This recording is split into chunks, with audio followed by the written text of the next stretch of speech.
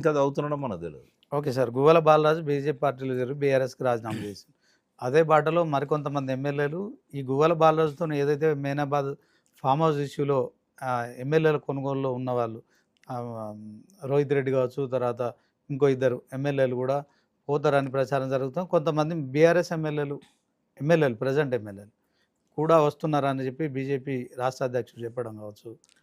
అంటే ఇప్పుడు ఈ టైంలో బీజేపీకి వాస్తవంగా ఈ ఎమ్మెల్యేలు అవసరం లేదు. బీఆర్ఎస్లో ఉన్న ఎమ్మెల్యేలు కానీ, కాంగ్రెస్లో ఉన్న ఎమ్మెల్యేలు కానీ. ఎందుకంటే బీజేపీ అధికారంలో ఉన్న రేవంత్ రెడ్డి ప్రభుత్వాన్ని కూల్చాలనుకున్నప్పుడే వాళ్ళు అవసరం. ఇప్పట్లో ఆలోచన చేస్తుందని నేను అనుకోవట్లేదు. ఎందుకంటే రేవంత్ రెడ్డిని మావోడే అనుకుంటున్నారు వాళ్ళు. కాబట్టి కూలనప్పుడు, ఈ ప్రభుత్వం కూల్చనప్పుడు మరి ఎందుకు ఎమ్మెల్యేల గురించి ఆలోచిస్తారు వాళ్ళు అంటే, కేవలం ఆ బిఎల్ సంతోష్ మీద పెట్టిన కేసు ఉంది కదా, ఆ కేసులోంచి ఆయన బయటపడాలి కదా. కాబట్టి కంప్లైనెంట్ కానీ, విట్నెస్లు కానీ, ఆరోపణ చేసిన వాళ్ళు కానీ వాళ్ళది ఉండాలనుకుంటారు. మరి వాళ్ళు ఏం ఒత్తిళ్ళు చేసి వాళ్ళు అప్రూవర్గా మార్చుకునే కార్యక్రమంలో కావచ్చు అనుకుంటున్నాను నేను. ఎందుకంటే ఒక లాయర్గా ఇట్లాంటి ప్రయత్నాలు చేస్తారు దోషులు. సాక్షులను తమ వైపు తిప్పుకోవడానికి, కంప్లైంట్ ఇచ్చిన వాళ్ళతో రాజీ పడడానికి ప్రయత్నం చేస్తారు.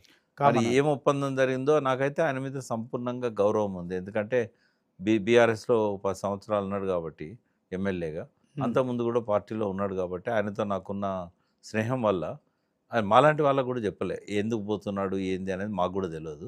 బట్ ఏది ఏమైనా కూడా ఆర్ఎస్ ప్రవీణ్ కుమార్ అనే వ్యక్తి అడుగడుగున అడ్డు కలుగుతున్నాడు అక్కడ అని చెప్పి ఇప్పుడు ఆయన మాట్లాడుతున్నాడు. ఒక మాట, ఆర్ఎస్ ప్రవీణ్ కుమార్ నేటివ్ ఆలంపూర్. ఆలంపూర్ కూడా ఎస్సీ రిజర్వ్డే.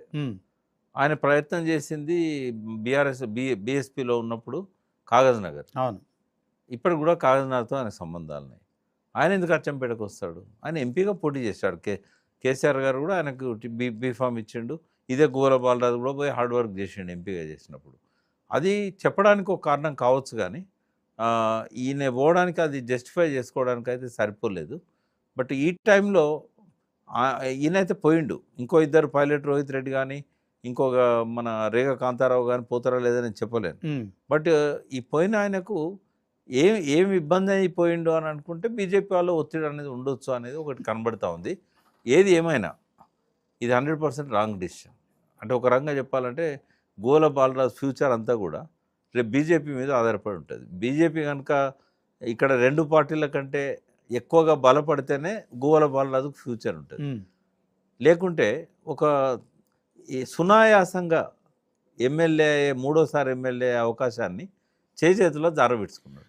మునుగోడు ఉప ఎన్నిక సమయంలో జరిగిన డీల్ ఏదైతుందో 100 కోట్ల రూపాయలతోని ఎమ్మెల్యేల కొనుగోలు చేసే అంశము, దాంట్లో మీరు అన్నట్టు గువ్వల బాలరాజు కావచ్చు, హర్షవర్ధన్ కావచ్చు, తర్వాత రేగ కాంతారావు, ఇంకా పైలట్ రోహిత్ రెడ్డి, వీళ్ళు నలుగురు కూడా ఆ డీల్లో మనిషికి ఒక 100 కోట్ల రూపాయల డీల్ జరుగుతుంది. దాంట్లో ఎమ్మెల్యే కొనుగోలు అంశం అనేది బాగా సంచలనంగా మారింది కదా.